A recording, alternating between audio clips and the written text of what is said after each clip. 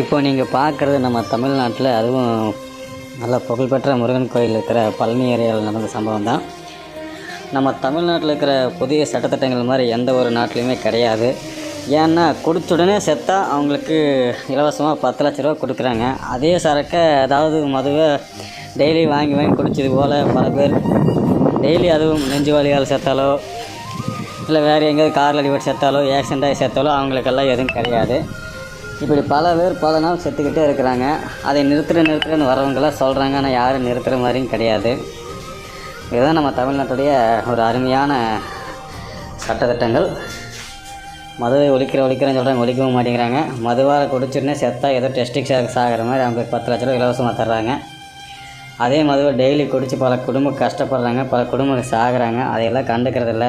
இதுபோல் பல பேர் பல நேரங்களில் நெஞ்சு வலி வந்து எந்த இடமும் இல்லாமல் செத்துக்கிட்டு இருக்கிறாங்க. இது யாருக்கு தெரிய போகுது?